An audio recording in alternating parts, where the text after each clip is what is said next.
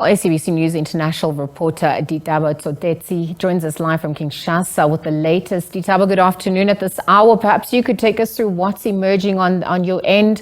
What are you observing in terms of the election also being declared free and fair?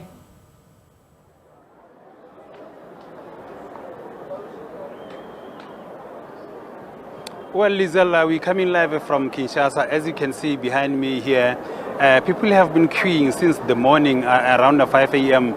The polling stations opened at 6 in the morning and they will close at 5 in the afternoon. But what is happening here is that these people have not voted yet. They were told that they have to wait for the president to come and vote. Before the president can vote, these people here behind me cannot exercise their right, or they cannot cast their votes because the president, according to DRC laws or rules, where the president votes, you have to wait for him to come and cast his vote. Then that is where or it's when people can come and vote. Now many of them are frustrated. They want to go inside. They just want to storm the polling station because they say they have been waiting for the longest time now, since the morning until now. And as we are speaking now, the president is not even here to come and cast his vote. So these people will still have to wait. We also drove around several polling stations in the city. There are many technical glitches. We are told at some polling stations the machines will freeze. Then they will have to wait for people to come and cast their vote. Then the machines will come back again and the process will continue. So those are some of the challenges that the Electoral Commission are facing during this voting. But again, the issue of security, we have seen around everywhere here in the city, every corner of the city, police officers, soldiers have been deployed to ensure that these elections are free and fair and safe, because even the United Nations Secretary General Antonio Guterres has also issued a statement calling for authorities in the DRC, political leaders, civil organizations, to ensure that these elections are free and fair. They must ensure that everyone who has registered or is eligible to vote today is given a chance to exercise his right. But the challenge is 44 million people have registered to vote today, but some of them have not voted until this time. It's more than 4 or 5 hours now since the police stations have opened.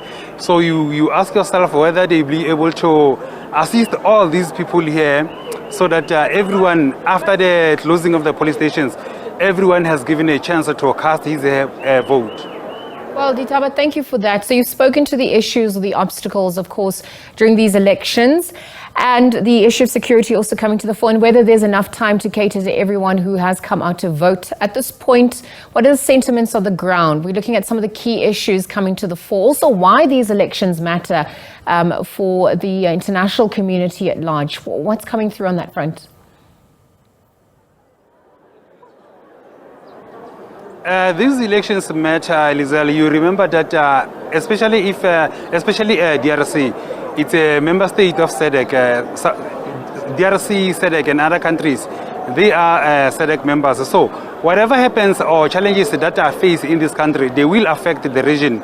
They will affect the neighboring countries. So it is important for international community, neighboring countries, especially South Africa, because we know that even South Africa, every country on the continent, they are pinning their hopes on South Africa, especially in terms of peace processes, because South Africa, they believe that they are able to lead those processes where they want to find peace in their regions or their countries. So these elections are very important. Even international journalists are many here from the SADC region, South Africa, Namibia, Zimbabwe, yes, and also Tanzania. They are also here to just cover these elections because they are important to them. DRC is our neighbor.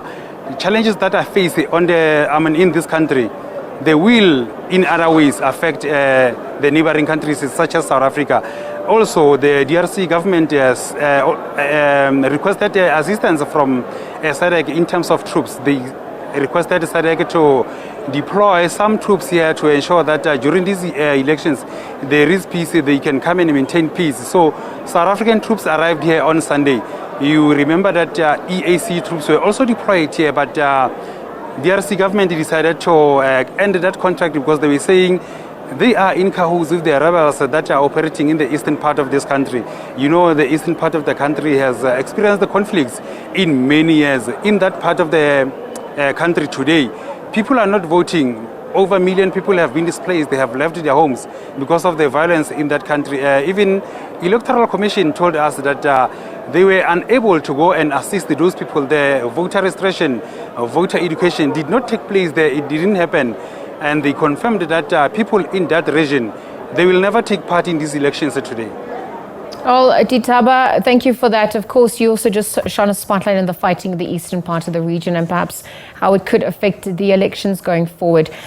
Just in terms of the voting system, perhaps you could walk us through how it's going to work and when results are also expected to be announced should everything go according to plan. Who's also come out to be part of some of the observer missions as well?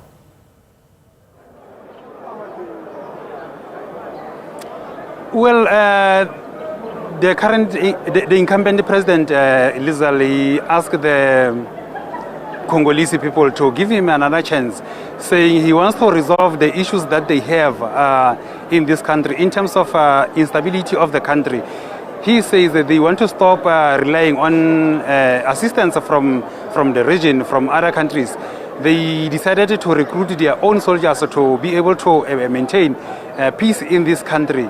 He also attributed the instability in Congo or in that part of the country, the eastern part of the country, to Rwanda, saying Kigali is fueling the conflict in that region. So he just asked them to re-elect him to be the president again of the country for the second term so that he can continue with his programs. And he said immediately if they elect him as as the president for the second term, he will declare war on Rwanda because he wants to bring to an end this conflict that is happening in the eastern part of the country. All right, Ditaba, we're obviously going to continue to monitor developments from your end, but thank you for joining us at this hour. Bring us the latest there from Kinshasa. Ditaba Tsotetsi is our report in Kinshasa, monitoring developments in the DRC. We do know that voting is currently underway